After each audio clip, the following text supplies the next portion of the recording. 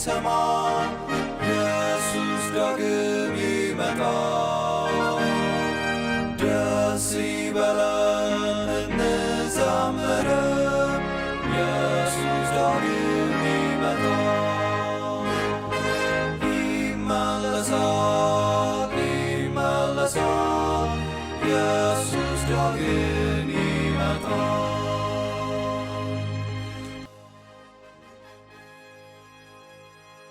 ውድ የጌታ ወገኖች በተለያየ ቦታ ሆናችሁ ይህንን ፕሮግራማችንን የምታዳምጡ ሁሉ የምትከታተሉ ሁሉ ከእግዚአብሔር ከአባታችን ከጌታ ኢየሱስም ጸጋና ሰላም ለእናንተ ይሁን የምላችሁ እህታችሁ ገነት ነኝ ከዚህ ከኤድመንተን ካናዳ። ዛሬ በቀን 11 የምንመለከተው ርዕሱ መስማትን የሚያስቀድም ልብ ይላል። መስማትን የሚያስቀድም ልብ ይላል። እንግዲህ በቀን 10 የዳዊት ልብ በንስሐ ሲሰበር ተመልክተናል። ዛሬ ደግሞ ልጁን ሰለሞንን በንግስናው መጀመሪያ ላይ እናገኘዋለን። እሱ ወጣት ገና ያልተፈተነ እንዲሁም በድንገት ለመላው መንግስት ኃላፊ የሆነ ሰው ነበረ። በአንድ ወቅት እግዚአብሔር አስደናቂ ነገር አደረገ። አንደኛ ነገሥት 3:5 ላይ እሱ በህልም ለሰለሞን ተገልጦ ምን እንድሰጥህ ለምን ትፈልጋለህ እንዳለው አይተናል። ይህ እንግዲህ በመላው መጽሐፍ ቅዱስ ውስጥ ያለ ክፍት ምርጫ ከተሰጠባቸው ጥቂት አጋጣሚዎች አንዱ ነው። ሰለሞን የተጠየቀውን ማንኛውንም ነገር ለመስጠት እግዚአብሔር ዝግጁ ነበረ። ሃሌሉያ። ሰው በክፍል 1 ላይ በእውነት የጠየቀው ነገር ይላል እና እንመልከት እሱን። አንደኛ ነገሥት 3:9 ላይ ሕዝብህን ይፈርድ ዘንድ በመልካሙንና ክፉን ይለይ ዘንድ ለአገልጋይህ አስተዋይ ልብ ስጠው አለው። ለአገልጋይህ አስተዋይ ልብ ስጠው አለ። የሚሰማ ልብ በዕብራይስጥኛ ሌቭ ሾሜያ ይባላል። ሌቭ ሾሜያ የሚሰማ ልብ፣ አስተዋይ ልብ ከሚለው ጀርባ ያለው የዕብራይስጥ ቃል ትርጉሙ የሚሰማ ልብ ወይም አዳማጭ ልብ ማለት ነው ይላል። ሰለሞን አስቀድሞ በመልሶች የተሞላ ልብ እንዲሰጠው እግዚአብሔርን አልጠየቀም። እሱ የጠየቀው ቀጣይነት ባለው መንገድ መስማት የሚችል ልብ ነው። ይህም እግዚአብሔርን፣ ሕዝቡን እንዲሁም ገና ያላገኘውን ጥበብ የሚሰማ ልብ ነው። ይህ ጥያቄ የአንድ ጊዜ የመረጃ ክምችቶች ብቻ ሳይሆን ዘላቂ የህይወት አቋም ነው የጠየቀው። ያልጠየቀውን ነገር እስቲ ልብ እንበል። ሰለሞን ረጅም ዕድሜን፣ ባለጠግነትን ወይንም የጠላቶችን ሞት አልጠየቀም። አንደኛ ነገሥት 3:11 ላይ እንደሚናገረው እነዚህ በጥንቱ ዓለም የነበረ ማንኛውም ንጉሥ የሚያስቀድማቸው ነገሮች ነበሩ። እግዚአብሔር በጠየቀው ነገር እጅግ ደስ ስለተሰኘ የለመነውን ሰጠው። በተጨማሪም ሰለሞን ያልጠየቀውን ጨመረለት። ያለመንከውንም ባለጠግነትና ክብር ደግሞ ሰጥቻለሁ ይላል 3:13 ላይ። ልብ ልንለው የሚገባ በጣም ግሩም የሆነ ረቂቅ ልዩነት አለ እዚህ ላይ። ይህ ምዕራፍ በተከታታይ ትምህርታችን ካሉት ሌሎች ክፍሎች ጋር ሲነጻጸር የተለየ ነገር እንዳለው እንድናስተውል ጠይቃችኋለሁ። ቅዱሳት መጽሐፍት ለጎቶንያል፣ ለጌዲዮን፣ ለሳኦልና ለዳዊት እንደተናገሩት የእግዚአብሔር መንፈስ በሰለሞን ላይ በኃይል መጣ አይልም። የሰለሞን ጥበብ የመጣው በሌሊት በተሰጠ የጸሎት መልስ አማካኝነት በጸጥታ እንጂ አስደናቂ በሆነ መገለጥ አልነበረም። ይህ ቆም ብለን ልናስብበት የሚገባ ነጥብ ነው። መንፈስ ቅዱስ የሚሰጠው እያንዳንዱ ስጦታ በእሳት ወይም በመንቀጥቀጥ እንደማይመጣ ነው። አንዳንድ ጊዜ የሚመጣው አንድ ሰው በጸጥታ ትክክለኛን ነገር ስለጠየቀና እግዚአብሔርም ስለሰማው ብቻ ነው።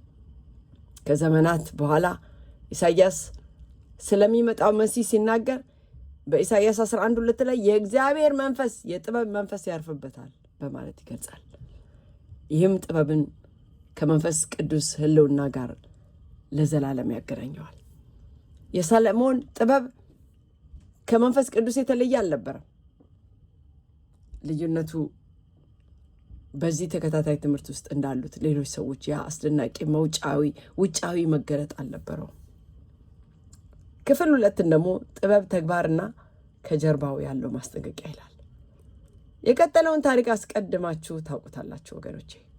2 ሴቶች፣ አንዱ ሕያው ሕፃን፣ እንዲሁም ደግሞ የሰለሞን የታወቀ የፍርድ ፈተና ነበር። እሱ ሕፃን እንዳይጎዳ ሲል አሳልፎ ለመስጠት ፈቃደኛ የሆነችውን እውነተኛ እናት ለመለየት ሕፃኑን በሰይፍ ለ2 እንዲከፈል አዘዘ። አንደኛ ነገሥት 3:16-28 ያለውን አንብቡት። 3:28 ላይ ምን ይላል? እስራኤልም ሁሉ የእግዚአብሔር ጥበብ በእርሱ ውስጥ እንዳለ አዩ ይላል። የሰለሞን ጥበብ እውነተኛ የተፈተነና የማይካድ ነበረ። ነገር ግን ከጥቂት ምዕራፎች በኋላ ቤተ መቅደሱ ተሰርቶ ሲያበቃና የመንግስቱ ክብር ጫፍ ላይ ሲደርስ ያው ሰው በስተርጅናው ምን እንደሆነ ተመልከቱ። ንጉሥ ሰለሞን አንደኛ ነገሥት 11:1-4 ምን ይላል? ንጉሱም ሰለሞን ብዙዎችን ባዕዳን ሴቶች ወደደ።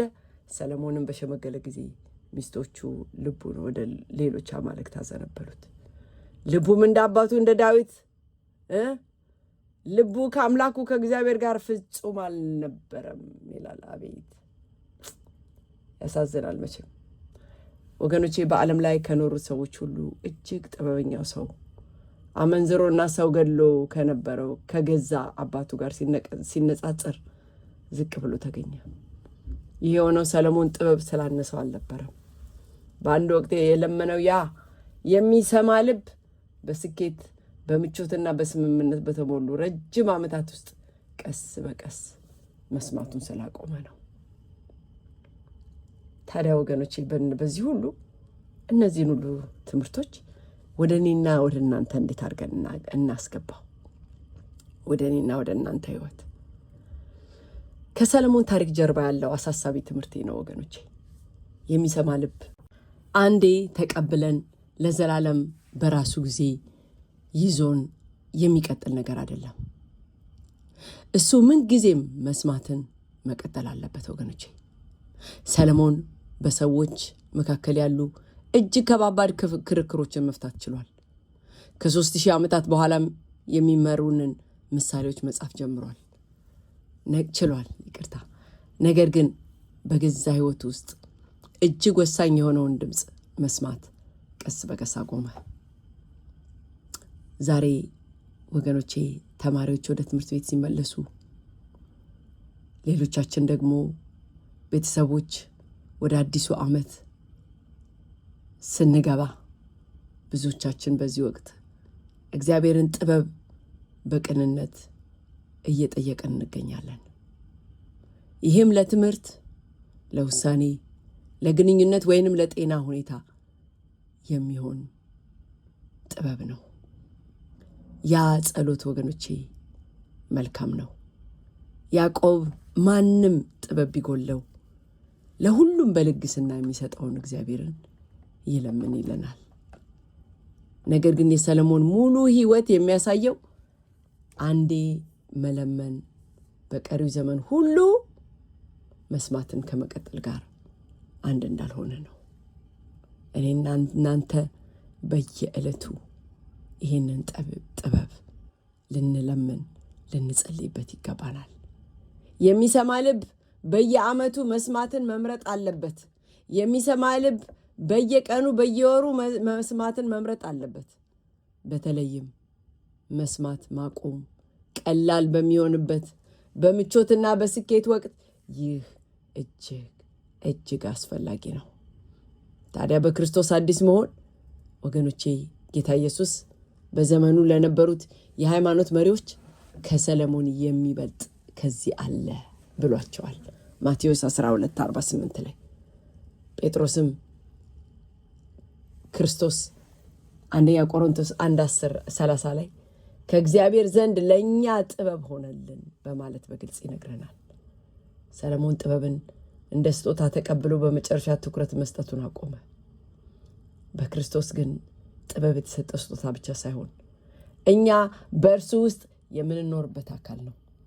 የሰለሞን የሚሰማ ልብ በጊዜና በምቾት ምክንያት ሲደነዝዝ በጌታ ኢየሱስ ላይ ያረፈው የጥበብ መንፈስ ለአንዲት ቅጽበት እንኳን አልተናወጠም። ያው መንፈስ ወገኖቼ በእርሱ አጠገብ እስከ ቆየን ድረስ ሁል ጊዜ እንድንሰማ ሊያደርገን ዝግጁና የሚረዳን ነው። ዛሬ ወገኖቼ ከጸሎት ጓዳችን ጋር የምንነጋገረው ነገር አንደኛ እግዚአብሔር ዛሬ ማታ ምን እንድሰጥህ ትፈልጋለህ ብሎ ቢጠይቀን መጀመሪያ በትክክል የምንለምነው ነገር ምንድን ነው? ሁለተኛ የሰለሞን ልብ በአንድ አስደናቂ ቅጽበት አልተለወጠም። ይልቁንም በረጅም ዓመታት ስኬት ውስጥ ቀስ በቀስ ተንሸራተተ። በአሁኑ ጊዜ በሕይወታችን ውስጥ እንዲህ አይነት ቀስ በቀስ የሚደረግ መንሸራተት ሊኖር የሚችለው በየትኛው አቅጣጫ ነው? ሶስተኛ ሁሉንም መልስ አስቀድመን እንዳገኘ ከማሰብ ይልቅ ልባችንን ምን ጊዜም የሚሰማ ሆኖ እንዲቀጥል የሚረዱን ልማዶች ምንድን ናቸው? ወገኖቼ አራተኛው እናንተ ወይም ልጆቻችሁ በዚህ የትምህርት ዘመን እግዚአብሔርን ጥበብ ስትጠይቁ ነገሩን እንደ አንድ ጊዜ ጸሎት ከመመልከት ይልቅ ሁል ጊዜ መጠየቅና ሁል ጊዜ መስማት ምን ይመስላል? እግዚአብሔር አምላክ ይርዳን። እንጸልይ። ቅዱስና ዘላለማዊ ሆንክ የሰራዊት ጌታ እግዚአብሔር አምላክ በጌታ በኢየሱስ ክርስቶስ ስም እናመሰግናለን። ጌታ መንፈስ ቅዱስ በዚህ በምንለምንበት ወቅት ብቻ ሳይሆን ከፊታችን ባሉት የበረከት ወቅቶች ሁሉ የሚሰሙ ልቦችን እንድትሰጠን እንጸልያለን። ከምቾት ጋር ከሚመጣው ረቂቅ መንሸራተት በክርስቶስ ኢየሱስ ስም እንድትጠብቀን እንጸልያለን። አባት ሆይ በሕይወት በምንኖርበት ዘመን ሁሉ ደግሞ ከማንኛውም ድምፅ በላይ አንተ እንድንሰማ እንድትረዳን እንጸልያለን። ዛሬ ጌታ መንፈስ ቅዱስ ዛሬ ብቻ ሳይሆን ከፊታችን ባሉት የምቾትና የስኬት ወቅቶች ሁሉ መስማቱን የሚቀጥል ልብ እንድትሰጠን በክርስቶስ ኢየሱስ ስም እንጸልያለን። ያገኘናቸው በረከቶች አንተን መስማት የምናቆምበት ምክንያት እንዲሆኑ አትፍቀድላቸው። ጌታ ሆይ የሚረዳችሁ የሚያግዛችሁ መንፈስ ቅዱስ ከእናንተ ጋር ነው ተብለናልና ጌታ መንፈስ ቅዱስ እንድታግዘን አጥብቀ እንድትይዘን በክርስቶስ ኢየሱስ ስም እንጸልያለን። ክብር ሁሉ ለአንተ ይሁን በክርስቶስ ኢየሱስ ስም አሜን።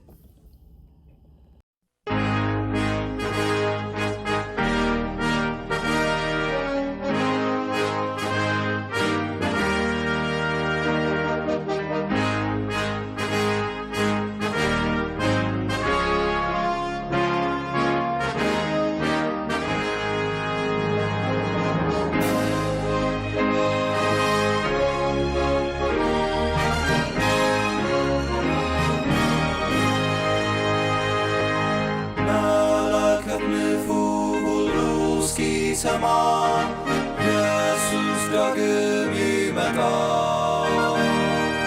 ደስ ይበለን እንዘምር፣ ኢየሱስ ዳግም ይመጣል። ይመለሳል ኢየሱስ ዳግም ይመጣል። ተራሮቹ ኢየሱስ ዳግም ይመጣል። ኢየሱስ ይመጣል በክብር ዙፋን። ኢየሱስ ዳግም ይመጣል።